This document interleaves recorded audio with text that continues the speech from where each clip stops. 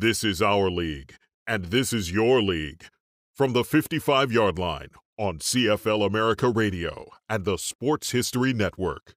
Stand by, 15 seconds to air. Stand by all cameras and videotape. Ready with your opening graphics. Stand by, Howard. Here we come, Frank. Ready, Don. Stand by audio, your opening music, and roll tape.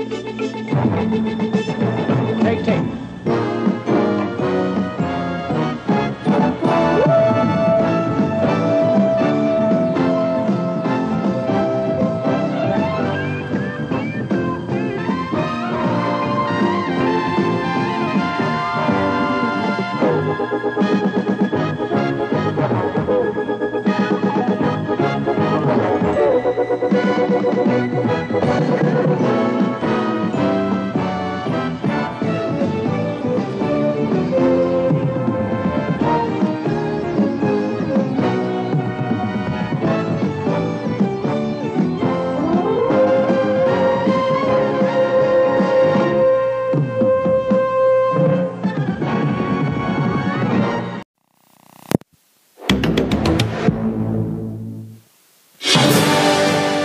ESPN celebrating 150 years of college football.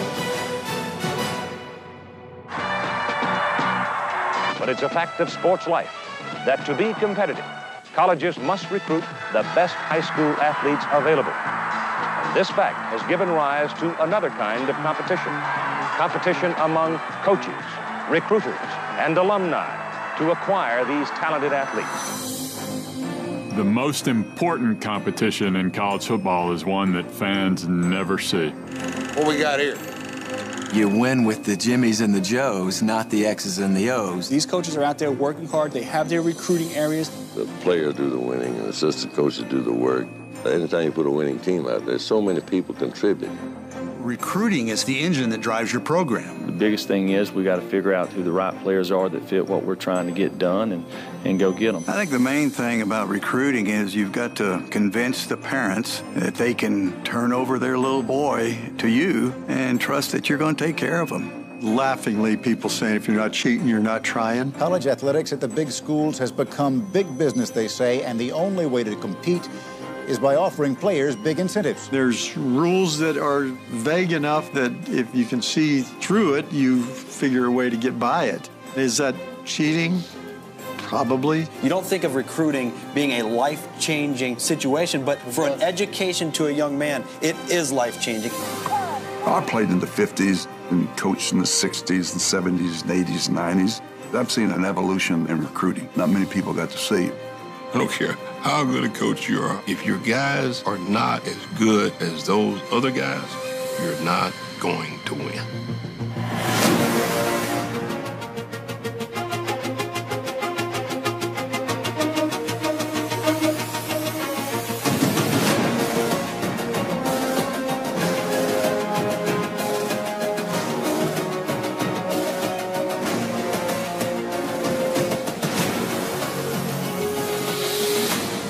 American game. Many times I have been asked by football lovers, how does a football coach pick his men early in the season? I would say, first of all, you observe a man's general physical makeup, whether he has good coordination of brain and muscle. College football, emerging as an amateur game, put an extraordinarily high premium on maintaining amateur purity. The football team was supposed to be made up of the students who just showed up in the fall and came up to the coach and said, "I'd like to play on the game, sir. Can I have a chance?" You've got a team, the season starts in October oftentimes, so you're practicing after you enroll in classes. You are truly bona fide student athletes at that point. That's going to change. University administrators recognize how important football is, and it brings recognition to these universities like nothing else does. It's basically an advertisement for their schools because it's so important to the school. The money is so huge, and it can elevate the academic stature of a school. So they're just trying to get any edge or advantage they can. The Carnegie Foundation report on football exposed subsidized athletics in 75% of all U.S. colleges. It was alumni disgruntled at defeat who first subsidized players to change their luck. But from now on, we're going to make our own breaks. We're going to see that this university signs a well-known coach, and we're going to see that he can get material so that he can win. The easiest way to cheat in college football is always to have the best players possible. That's why the game has never really been focused upon so much in terms of cheating or gaining the advantage. It's the player. It's the player himself. Many of the best athletes were not necessarily the best students, and coaches who wanted to win games quickly figured out that if they go out and get the best players, they have a better chance to win. So you have ringers, or tramp athletes as they were called, as controversial figures in the 1880s and 1890s. I mean, from the beginning of the game, this has been controversial. Schools become so invested in winning these games. Harvard, Princeton, and Yale get so into this that some pretty peculiar characters start showing up on their campus. They're basically ringers.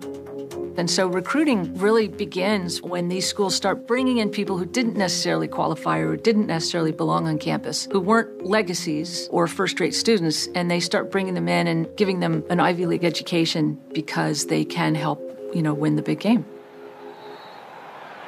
Right at the turn of the century, schools were willing to skirt the rules in order to get the best teams. If you define ringer as someone brought in to play football who was not a student, ringers were everywhere. In 1893, Michigan team had 11 players, and years later, the graduate manager of the team said that of the 11 players, 7 of them weren't enrolled in school. It's not exactly how the rules are drawn up.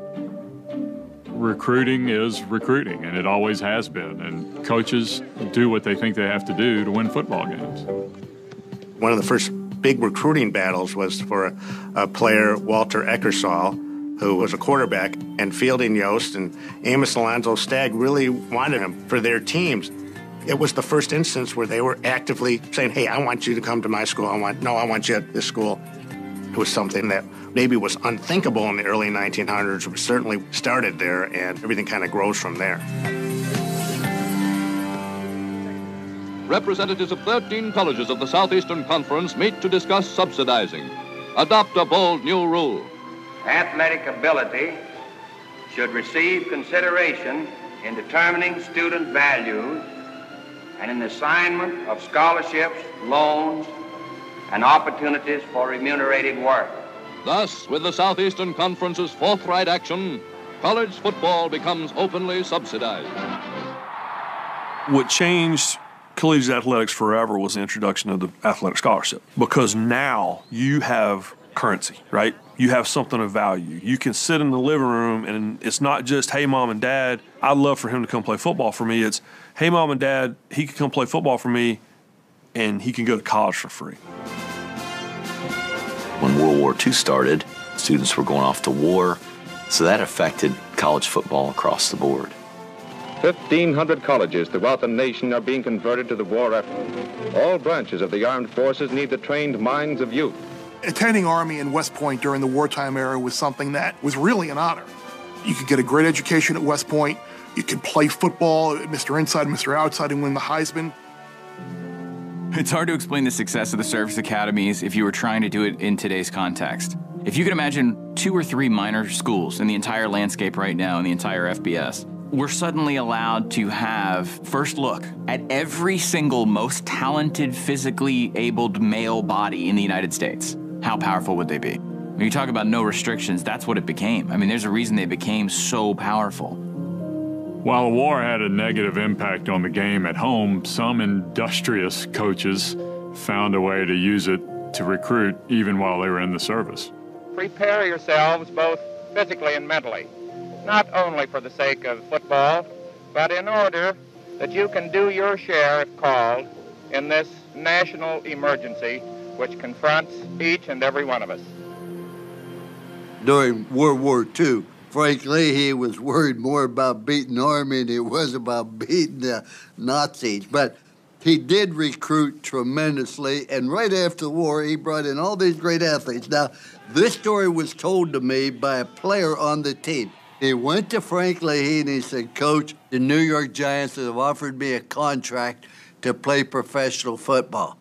And Frank Leahy said to him, I quote, Well, I think you ought to take it, son. I know you can play for the Giants. I'm not sure you can play for us. That is an actual story. He had so much talent at the University of Notre Dame, but he recruited it during World War II. Post-war football for the colleges will be more deceptive, be faster, and will be exceedingly more interesting to both the spectator and player. Post-war, the sport becomes more democratized. So Leahy builds a team that's basically competing for a national title every year. The South is getting better and better and getting better coaches and able to recruit more. The Big Ten schools are getting bigger and getting better. So it spreads far beyond the East Coast, and there were more schools chasing after these athletes than there ever were before. Once the scholarship became standardized, and especially after the war, no matter where you're going to go, you were going to get tuition, books, room, and board. And so then what was going to differentiate one school from the other? It was going to be the ability to play for that man that either you looked up to or your parents looked up to or maybe your entire state looked up to. It was Thanksgiving, and we were sitting there. We had 28 relatives at my house, and the phone rang. It was Woody Hayes. I was shocked. I thought it was somebody playing a prank. It wasn't. He said, "I'd like to come out and see you."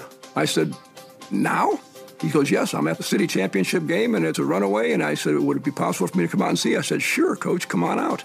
So I casually hung up the phone, and turned to my mom and said, "We got a guest coming, Woody Hayes." And of course, she knew who Woody Hayes was. My dad knew who Woody Hayes was. Everybody in the house knew who Woody Hayes was. And 20 minutes later, Woody Hayes came walking through the door. And as a result, the recruitment of Randy probably was done immediately after he left 5 hours later with the turkey sandwich and certainly the backing of the Hart family.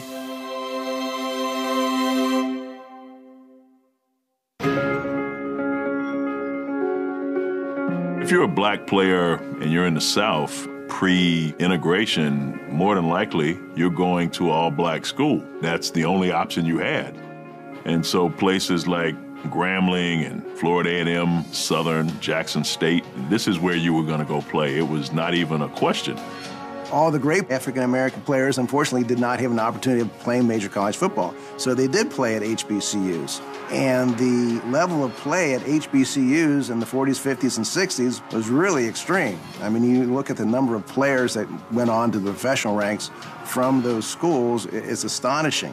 Grambling really was the first step in a life that I'm sure is better for me than it would have ever been had I not gone to Grambling. I think just the really chance to be coached by Coach Robinson gave me a lot of realities that I had to face if I was going to be successful in football or in anything. Going to Georgia or Alabama or Clemson, that was out of the question. So if you were, great, maybe Coach Eddie Robinson gave you a call. Living in America, you see a lot of winning. You live like that. You have to work harder than the other person. You got to put in more time if you want to have success. Florida A&M had, of course, one of the greatest football programs in the country under Coach Jake Gaither, who won lots of national championships. I had a group of boys who wanted to win, who wanted to excel. They were willing to pay the price. Many of the players who were overlooked resided right here in the state of Florida. So Jake Gaither says, I don't need to go anywhere. Let me just, look around my backyard to see who I could find. Willie Gallimore, Bob Hayes, Ken Riley. He not only played this role of great recruiter here in the state of Florida, he was like a secondary father for them while in Tallahassee, understanding the times were not necessarily in favor of African American at the time. If you're a great player, a great African-American player in the South in the 60s, you couldn't play at a Southern school. So you had basically the option to go play in the Big Ten or maybe on the West Coast. The northern schools were able to take advantage of desegregation in terms of recruiting because a lot of the southern schools were still actively resisting it. They weren't going out to get the black athlete. The one that I really lock in on is Jimmy Ray, because Jimmy Ray played quarterback. That's the position they told us we couldn't play. Minnesota did it with Sandy Stevens. Minnesota drives hard in the first half as Sandy Stevens passes to Tom Hall for 10. But for Duffy Daugherty, it wasn't just him trying to be Mr. Progressive and Abraham Lincoln. Duffy was about winning football games. Duffy wasn't a man that saw color. He saw talent. Duffy was like a father to us. He was a father to me away from home in Hawaii, Jimmy Ray away from home in Fayetteville, North Carolina. He was a father to Bubba Smith from Beaumont, Texas. So Michigan State becomes a home for a lot of great African-American players during that time. It becomes one of the most integrated programs in the country. Michigan State's ball. Quarterback Jimmy Ray passes to his right end, Gene Washington. The aerial is good, and the Spartan attack starts to roll. The desegregation of college football changed recruiting practices dramatically. All of a sudden, I can go to a place I never once thought about going before, and coaches were saying, I can bring in an athlete I never thought I could bring in before. And those that did it really well, they reaped the benefits. Those that might have resisted, that didn't go so well for them, and they got left behind. The talent that would have otherwise gone to HBCUs was siphoned off by these enormous programs like Alabama, Auburn, LSU, Tennessee, these places that previously would not have allowed these guys to play football there. It wasn't enough to just go get the players, bring them in. Who else is on that campus that looks like them? And that's where the assistant coach came into play now. The smarter schools were now starting to hire black assistant coaches so that when recruiting happened and the parents were saying, who's going to look after my boy, it wasn't just that head coach who had a white face in front of them. When I went to Alabama, there were no black assistant coaches. The first one that I ever saw in the Southeastern Conference was John Mitchell. Coach Bryant hired him to be assistant coach. But I'm sure Coach Bryant, hired John, one, because he thought he'd be a good coach. And two, I'm sure he knew with black players coming in that he needed to get some black coaches in there. The coaches that we have here on our staff are much like the athletes that we recruit. They're achievers. They know what it's like to win. They know what it's like to play in bowl games. They know what it's like to compete for national championships. For a large portion of the United States, you need to have African-American assistant coaches. You need to have someone who looks like the kids that you're recruiting. You've got to feel comfortable with the folks that are recruiting you. And I felt that way with the coaches at Ohio State University. There's Archie Griffin again. Rudy Hubbard, who was the backfield assistant coach, was one of the coaches that I interacted with. He is over. One of the things that I always liked about Rudy Hubbard, and Woody Hayes told me the exact same thing, they were going to look at my ability at that particular time and see, if I was good enough. If I was good enough, I'd play. If I wasn't, I'd have to wait my turn. The emergence of the black athlete is huge in college football. We were a leader in a lot of things, offensively and statistics and all that, but one of the things, we were a leader in doing the right thing. My coaches went out there and we spent hundreds of thousands of dollars in recruiting, traveling, going places. Assistant coaches would spend a lot of money flying to Miami every year, to LA every week. Recruiting was like the Wild Wild West because everybody had their own league rules. In the 70s, the federal government comes out with a regulation, Title IX, basically saying what you do for men on a campus, you have to do for women on a campus. What did that mean for college football?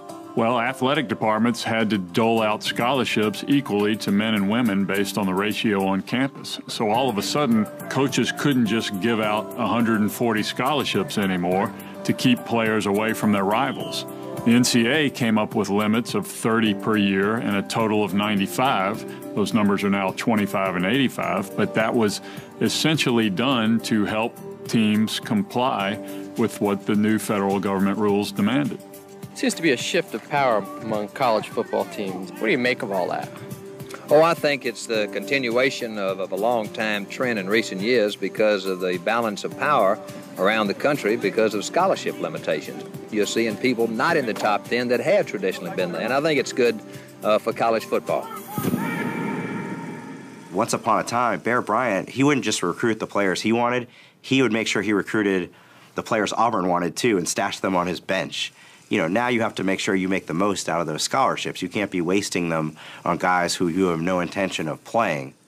These rule changes meant that a lot of these coaches were going to go to great lengths to get the blue chip players. Of course, some were better than others. We're playing Colorado in 1974. We're leading 28-0 at the half, and little Joe Washington's got 198 yards already. And I walked in there, and I looked over there, and I said, guys, I love what you're doing. The offense, defense is great. Just keep it up.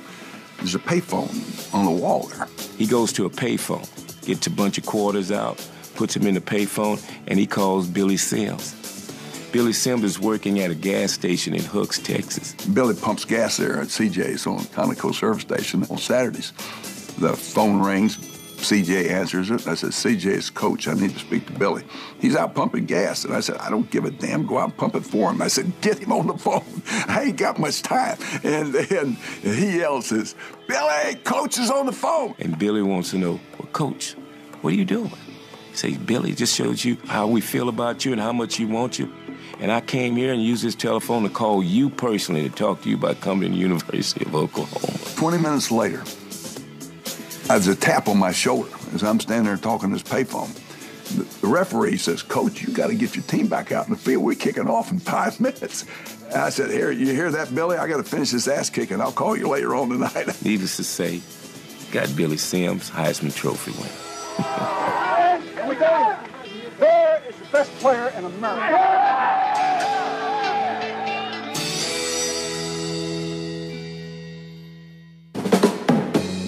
Let's go back in time to like the early 60s. Recruiting isn't nearly as hard, and it's not nearly as national still. This is when television is starting to discover college football. Good for the touchdown to Jim Luther. The game of the week. Another in the great lineup of ABC Sports presentation. Television back then, you had the top game of the week, and then you might have had a couple of regional games, and that's what was being shown to the nation. In the days when the NCAA restricted the number of appearances that schools could have each season, it was very important. And so in that sense, the traditional powers really had an advantage. The game of the week is in the Midwest, where it's Michigan State over Notre Dame. Despite victory over Oklahoma, the Fighting Irish just don't figure up to this task against the #1 team in the country. Established brands, Michigan, Ohio State, Alabama, Southern California, Notre Dame, they're going out and, be it means of television or national media coverage, their branding is carrying out across America. So the best possible players, if they're interested in college football, are going to seek out these schools first. There has been a Supreme Court decision today having to do with college football. For 33 years, the NCAA has had exclusive control over the rights to television broadcasts of college games. To me, 1984 is where the college football that you and I see today begins, because essentially they took the restriction off of the most important thing, which is broadcast rights fees, and then everything changed after that. It was the universities of Georgia and Oklahoma that challenged the NCAA's $250 million negotiating monopoly with the TV networks, arguing that their schools could make more money with individual contracts to televise more games, giving viewers a wider selection. Television is the greatest recruiting tool any school has, and as television became a bigger and bigger force, and you were able to see these schools that typically would have never been on television, it really nationalized the idea of the game. Players in Georgia are thinking about Oregon and Arizona and these places because they see them on television. So now we will be able to show the most attractive games throughout the country, and hopefully this will improve our ratings. It allowed everybody to be on television. And selfishly, I loved that Miami was nationally televised every other week. Pass is good to Irvin. It takes every single thing that you can muster about your university and put it on television for 3 hours. For 3 hours, right? It's a giant commercial. That mentality is why we still have institutional ads in college football games today. There's nothing else in college football that matters more than these games on television.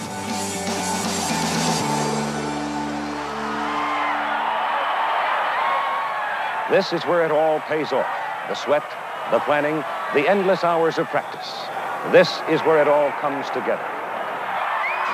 But it's a fact of sports life that to be competitive, colleges must recruit the best high school athletes available. This fact has given rise to another kind of competition. Competition among coaches, recruiters, and alumni to acquire these talented athletes. Under the strain of this kind of competition, some recruiters resort to improper recruiting tactics. Every school that is successful at college football has a vast network of alums and boosters. The smart coaches understand that booster system, develop it, and use it. A booster, defined by the NCAA, is some individual with a direct connection to a particular university. They hold a degree, they've paid money to be part of some sort of athletics program or loyalty foundation or whatever you want to call it. They give money to the university, they might get better football tickets, one day they'll probably get a name on a building, something like that, right? The good ones do it because they know they're contributing to something and they're totally okay with it, with an honest, selfless act. We have to have boosters now if you've got big-time college football. You can't afford the coaches without the boosters, especially if it's a state university. In Florida, there's a cap on salaries of $250,000. So there is no coach who's worth anything who'd come to Florida State for $250,000, not head coach. So the boosters have to raise the money so that coach can get $4 million or whatever the going rate is. If I'm a booster, I can write a check for $75 million to fund a new football building, and I'm a hero. But if I buy a meal for one of the kids on his way into the football building, I committed an NCAA violation. And there have been many, obviously prominent scandals over the years that involve overzealous boosters giving handouts to the players. For SMU has been a chronic offender. It was already on probation last year for recruiting violations when former linebacker David Stanley told WFAA-TV he had received $25,000 to play for SMU plus $750 a month. After the coach and athletic director were presented evidence of this, they resigned. When bags of cash are being delivered and boosters at schools are brazenly breaking rules to pad the pockets of potential players, that's when you have a serious problem. You don't need rules, do you, to know that it's illegal to give a kid a car and $1,000 a month. We're all adults, and I believe we got that figure. The moment you decide you want some sort of a claim for paying a kid $20,000, $50,000, $150,000 to play football for your team, the moment you want to stand around on a golf course or stand in the concourse of the stadium on Saturday and say, I did that, just so everybody knows I did that, it's over. You're dead. Football is king on a lot of American campuses, and that's especially true at Southern Methodist University in Dallas, where it has a long and strong tradition. But critics say there's another long-standing SMU tradition, one of cheating in the recruitment of high school football stars. It was kind of well known in the 80s that everybody in the Southwest Conference was cheating. Everybody was buying kids cars. Everybody was on a payroll. SMU just, I guess, was the worst at hiding it. When practice began this summer, SMU players and coaches knew they might be in trouble because the National Collegiate Athletic Association was winding up a 2-year investigation into recruiting violations here. A bunch of their boosters, with the knowledge of the school, were paying athletes. It was all very documented and organized, and so they got caught for it. They got busted by the NCAA. They got penalized. They got told, don't do it again. And they did it again. So at that point, they got shut down. They got the death penalty. College presidents meeting in New Orleans had agreed that penalties had to be stiffened. The first victim of that new determination, SMU, found guilty for the 4th time in 11 years and slapped with the harshest sanctions yet. The NCAA decreed no bowl games in 1985 or 86, no live television in 1986, together a potential loss of $2.5 million to SMU alone. It may seem like not being able to play in a bowl game or not being able to play on TV would seem the most painful, but it's absolutely taking away scholarships because that's basically a lost class, and that can set back your program for 4 or 5 years.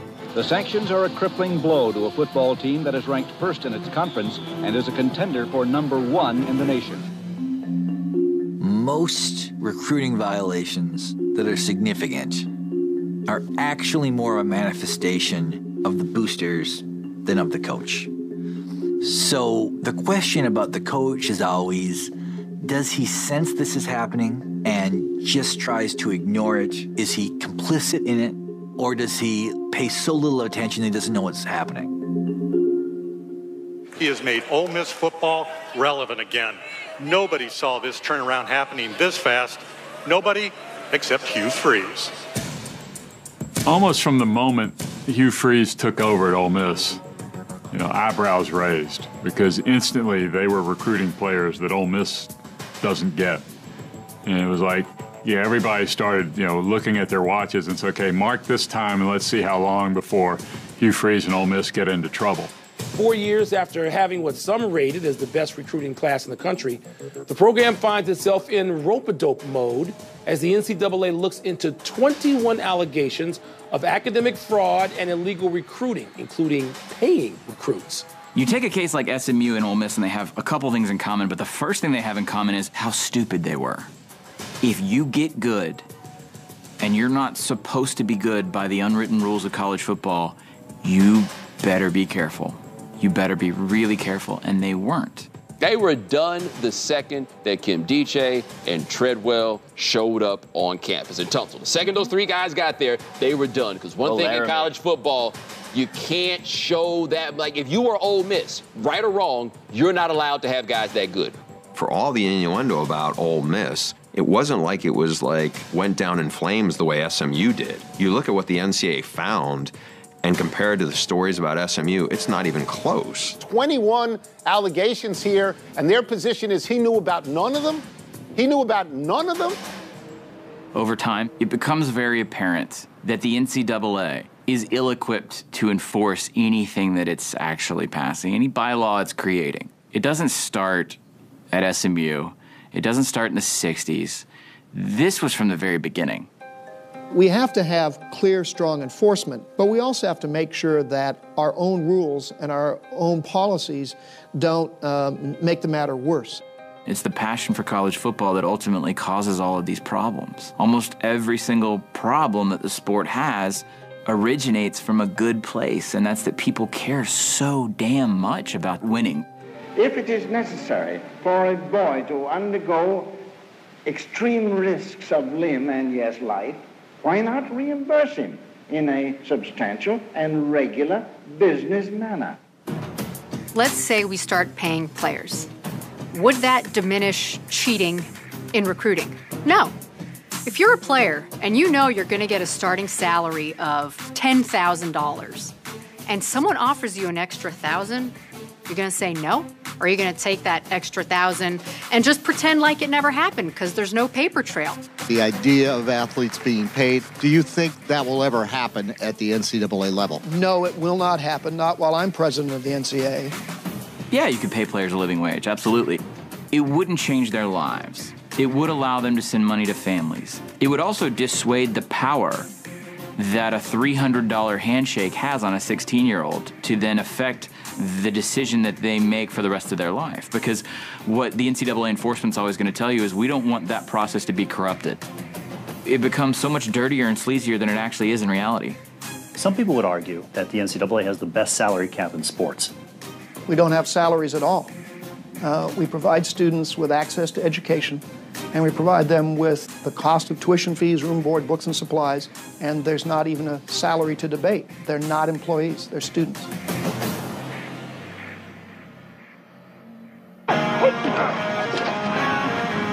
I'm happy to be here, and I'm excited about getting to work. Without question, this is the key part of the year. If we're able to bring in quality student athletes, then 2, 3, 4 years down the road, it pays dividends. Testaverde, touchdown! We have a limited number of scholarships, and so it'll be a small class, but I think the class will have a lot of quality that we expect to come to University of Miami. When I first became head coach, I said, well, first of all, I'm going to be in charge of personnel, so I'm going to go evaluate players. Wide open. Touchdown, Miami. Michael Irvin was wide open. The evaluation is not just in the physical part of it. The evaluation is predicting if they're going to be dedicated, how hard they're going to work. Just, looking at somebody's statistics, how tall they are, how strong they are, how fast they are, that didn't tell me a whole lot. You got to be mentally sound, fundamentally sound, and if you get all those things to working, then that's the kind of football player you want, and you're going to get the kind of results you want. There's an old phrase that in college it's 90% recruiting and 10% evaluations. What we've seen happen really over the last 10 to 15 years is now I would say that it's probably 50-50. 50% recruiting and 50% evaluations. We're looking at this from a coach's perspective. Who would we take? What would our needs be? And you've got to evaluate the kid between the white lines, either in person or on tape.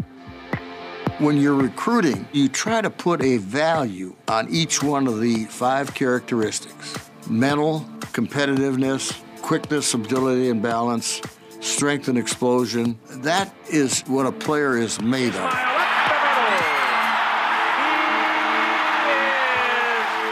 My recruitment was very simple, 40-yard dash. I was timed at hand time at 4.7 seconds. When they looked at me, they said, "Son, can you do that again?" I lined up and I run again. And somebody said, 4.3. Oh my God, this guy ran a 4.3, 4.3. It was like nowadays somebody running a 4.1. It was just like unheard of. After that camp, the phone started ringing, letters start pouring in, and that's all she wrote. You look at the era of the 1990s when really recruiting started to blow up, and it wasn't just part of the college football industry in sport, it was its own entity. You had startups like Rivals becoming recruiting rankings. You wanted to know who was a 3-star, who was a 4-star, how many 5-stars did we get? It's measurables. What did he run the 40 in? What did he bench press? What did he do? That's cold, hard fact. It's right out in front of us. And now these people have a baseline and a way to say, hey, this is why we're saying this guy's a 4-star versus a 3-star, and it has changed the way recruiting has been conducted. A 5-star recruit is someone that meets all the height, weight, speed measurables. In other words, he's got the physical body at that moment. He could come in as a true freshman and probably play at a high level against major college competition. You got to get not just the best guy, but the right guy. You got to evaluate that guy as a fit for you. You're not only evaluating a player whether he can play or not, you have to evaluate him based on his value. Not only from a physical standpoint, but also from a character, attitude, intelligence. All right, so we know that we're getting the kind of player that we want for the specific positions that fit the criteria for what we want. The recruiting in today's game of football is out of control. When you have to send a recruit 500 letters because another school sent 450, so you want to look like you're just a little bit better. Oh my God, I mean, what are we doing? But you have to play that game. Coaches controlled this years ago, and now the recruits control it. I think that's the biggest difference. I mean, when my brother Bob was getting recruited, Bo Schembechler was in our house, and when he left, he was walking down the driveway. You know who was walking up the driveway? Woody Hayes. I mean, and you were like, my God. You know, this is unbelievable. Now it's like, what hoop does this coach have to jump through to appease this 18-year-old so he'll come to my friggin' school? Nick Saban is willing to get up in a recruit's living room and do like the electric slide or the Cupid shuffle. I don't even know what he was doing, and I'm pretty sure he doesn't know exactly what he was doing either, but he was willing to do it. That's what changes college football, the special players, the one thing you did that someone else didn't do, so you got the special player. Recruiting is the lifeblood. Recruiting today is vastly different even compared to 20 years ago. And a lot of that has to do with technology. It's actually hard to believe that for most of, the sport's history, it was dependent on being able to see a kid in person and compile that into a list and then figuring out who they're supposed to recruit. After that, the first step would have been obviously the advent of VHS tapes and a kid being able to send his VHS tape into the football office, right? I'd like to introduce my starting quarterback from this past season, Tom Brady. Tom is a 6'4", 210-pound athlete that started all 10 games for us this past season. If any colleges or coaches are interested in seeing more of Tom, we have game film that we can make a video copy and send to you both of his junior year and then, of course, next year in his senior year. Even that pales in comparison to the step that digital took for recruiting, because the pool of kids that coaches can look at now is just so much more vast than it was in the days of film or VHS. And whether you're the coach at Alabama or Arkansas State or Michigan or wherever, you just put in your login and you can see those same highlights that everybody else can. Now, there's no such thing anymore as a kid that nobody knows about. Recruiting has gone from a cottage industry to big business because of the internet. Two of the biggest places where you can find information on recruiting are scouts.com and rivals.com. And they really wrote the book on college football recruiting. Trevor Lawrence is a guy that people were telling me about even before he was in high school. You're talking about 6'5", 200 pounds, very strong arm, very accurate. He's just somebody who could do it all, a prospect that I've really been impressed with. There is an appetite out there from passionate college football fans who want information on their team, and suddenly recruiting has taken on a second season, so to speak, something that a lot of people start watching once that calendar turns to December and January. I go on the internet probably 4 times a week all year, and I check up on Oklahoma recruiting. I'm obsessed with what high school kids are going to go play at the University of Oklahoma. How crazy is that? Coming from a high school student, just enrolling early straight into a college student. But I feel like I'll be ready for it all. I've been waiting for this all my life. I'm ready for the next chapter. Scouting future football stars is starting earlier than ever, as high school scouts and even some college recruiters try to get a jump on the competition. Now what you're seeing is earlier identification of the talent. We're getting tape on 6th graders. This is a common thing. Liberty City in Miami, those kids are being groomed and evaluated before puberty. That's not an exaggeration. Now everything's so fast-tracked. The fact of the matter is that these colleges are fast-tracking and trying to identify who the best players are 9th, 10th grade. By the time they get to their 11th or 12th grade year, oftentimes that player's committed to a school. Sam Bruce, unbelievable. This is a UM commit that may be a playmaker to watch for tonight. And on the other side, Michael Irvin, the original playmaker, you've got his son, Michael Irvin II, deceptive speed. The mistakes that are made in terms of the evaluation piece of it is that a young man who's a star as a 9th or 10th grader, he may have reached the apex of what he's going to be. And so the guy that was a 5-star in the 10th grade could be a lot different by the time he gets to 21 or 22 years of age. These are the faces dominating college football. Behind the scenes, it's the new kids on the block who are dominating recruiting, the creative media geniuses who are changing the game. How you recruit a player changes drastically decade to decade. Now, because we're in an information overload, there's such a constant barrage of communication. What you see now in the modern era is just like any great consumer business. You see this individualization, the specification of recruiting, right? Tailor-made to you. There's very strict guidelines on how they approach people via social media, but it's really become the most effective way to garner the attention of a 15-year-old, which shouldn't shock anybody. Now, there are entire hallways in these multi-million-dollar indoor practice facilities with graphic designers, and all they're doing is they're creating this fantasy land for this 17-year-old to say, if you're here, this could be what it looks like. And you intercut them with game footage, with his favorite song, and you've done all this research to figure out who he is. It's amazing. We try and capture game day in a very cinematic and theatrical mood, and then we try and project that the same way. We use great text, great graphics, and just exciting footage. So I sign on Wednesday. I'm going to get a video sometime after Wednesday? Absolutely. You're going to get more than one. You're going to get plenty, more than you can even stand. The phrase goes that X's and O's lose to Jimmy's and Joe's. If that's true, and I'm sure a lot of coaches believe this, to get the Jimmys and Joes, you can't pay them, so what can you do? You spend your money on everything else they might want. What do they want? They want the world's coolest weight room, the world's coolest locker rooms. Once we get you to campus, what happens next? Look at all the razzmatazz. That's where the arms race gets increasingly crazy. Bobby Bowden said years ago, football is the front porch of your university. The teams that are winning, there is a facilities project going on their campus literally year-round now. What's up, Cyclone Nation? I'm Alan Zard. And I'm Brian Peavy, and we're going to show you the Burson Football Complex. Come on, let's go. Facilities give you two things. They give you a permanent investment, right? But they also give you a recruiting tool, and it feeds back into this ability for college programs and the NCAA at large to say, look, well, we're doing this for the student athletes.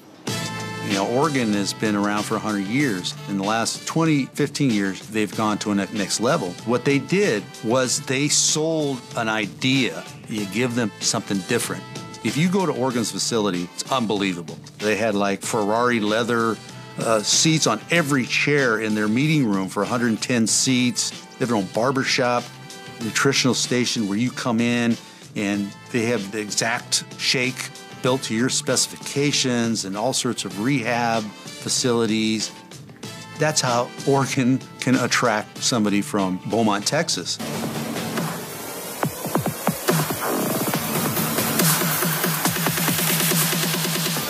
Winning begets money, and money begets facilities.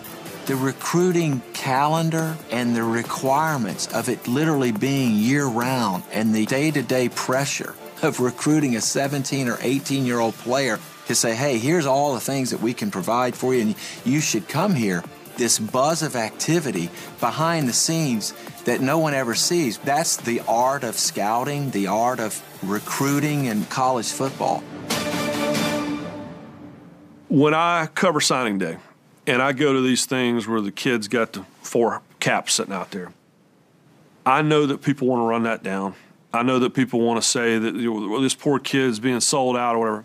He has just taken a step that might change the fortune of the family forever. It's Isaiah Crowell. Where are you going to play college football? I'm going to be a dog. National Signing Day became a college football holiday, and it speaks to the same thing that the NFL draft does in terms of it's all about projecting. It's all about hope.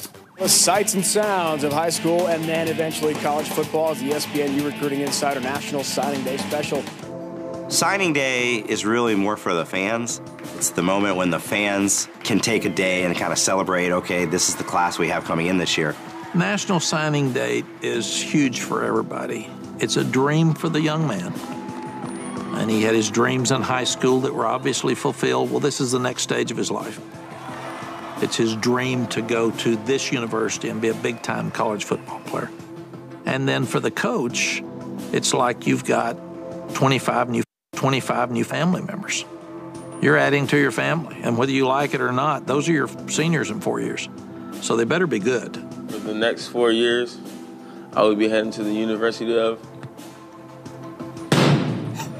Southern California. California, right on. I've been in signing day rooms when a team got a player that they were competing with for this kid. I'll be going to the University of Oklahoma. They're in there whooping and cheering, and they're more excited to get that national letter of intent than they are to score in a game.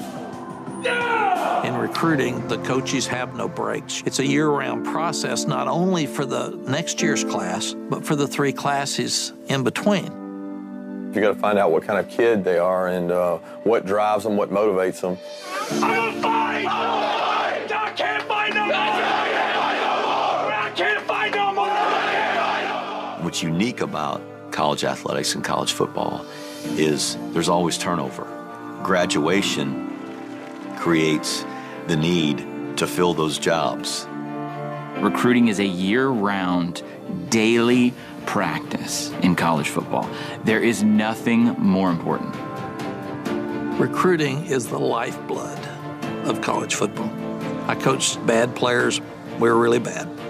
I coached just the same and just as hard with average players, and we were really average.